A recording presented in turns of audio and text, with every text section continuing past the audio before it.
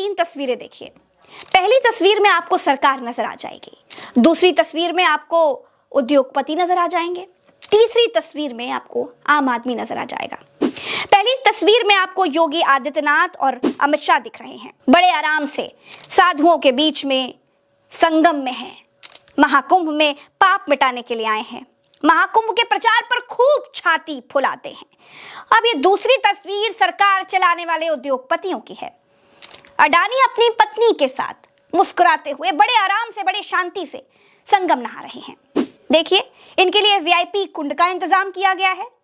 साधुओं के बीच में बिल्कुल राजाओं की तरह पूजा पाठ कर रहे हैं। और ये तीसरी तस्वीर देखिए, इस तीसरी तस्वीर में वो आम आदमी है जो ये देश चलाता है, वो आदमी है जो अपने वोट से इन नेताओं को प्रधानमंत्री, मुख्यमंत्री, सांसद, विधायक, पार्षद ये सब बनाता है, जो ताकत देता है देश चलाने की। ये वो आम आदमी है जिसे भगदड़ में मारे जाने के बाद पुलिस उठा कर लेकर जा रही है, जिसे पुलिस टांग कर लेकर के जा रही है।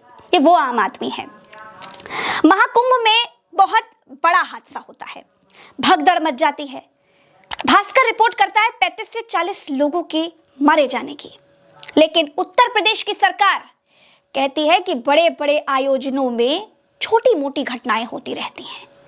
35 से 40 लोग मर जाते हैं और इन लोगों के लिए वो 35 से 40 आम लोग छोटी मोटी घटनाएं हैं, उनकी मौत छोटी मोटी घटनाएं। अब सोचिए, आप इन नेताओं को वोट देकर सरकार में लाते हैं, अपनी चाबी, अपने देश की चाबी इनके हाथ में देते हैं और ये आपके साथ कैसा सलूक करते हैं।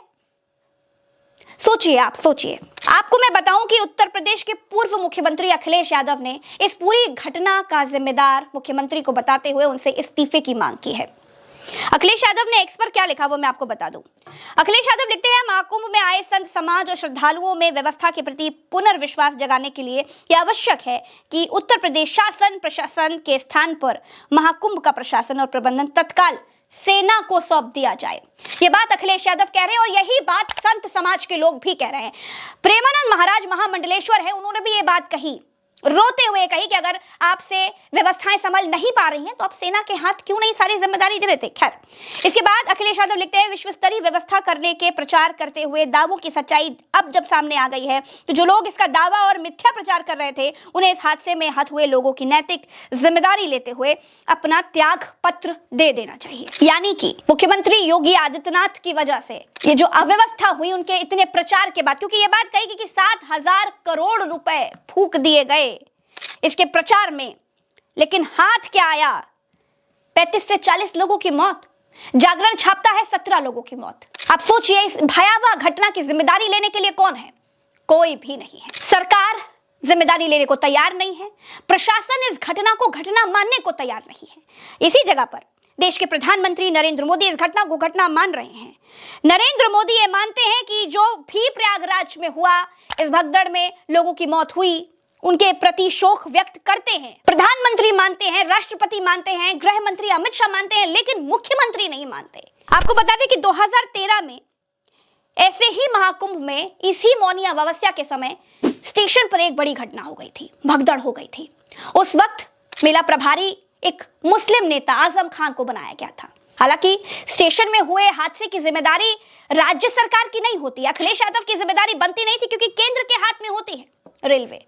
लेकिन उस वक्त जिसके हाथ में मेला का प्रबंधन था, कुंभ मेले की जिम्मेदारी जिसके हाथ में थी, वो आजम खान अपनी इच्छा से सामने आकर इस्तीफा दे देते हैं। हालांकि अखिलेश यादव ने उनका इस्तीफा एक्सेप्ट नहीं किया, लेकिन अपनी जिम्मेदारी निभाते हुए वो आकर के इस्तीफा देने की बात करते हैं। और क्या कहा था आजम खान ने, मैं आपको बता दूं, 2013 का हादसा था। आजम खान ने कहा था कि हादसे के बाद से मैं बहुत दुखी हूं और पूरी रात सो नहीं पाया हूं। इस्तीफा देते हुए आजम खान ने तब कहा था, हादसा कुंभ मेला क्षेत्र से बाहर हुआ, फिर भी मैं इसकी नैतिक जिम्मेदारी लेता हूं और कुंभ मेले के प्रभारी पद से इस्तीफा दे रहा हूं। इस दर्दनाक हादसे से मैं बहुत दुखी हूं, सारी रात सो नहीं पाया, मैं अपना इस्तीफा मुख्यमंत्री अखिलेश यादव को भेज रहा हूं।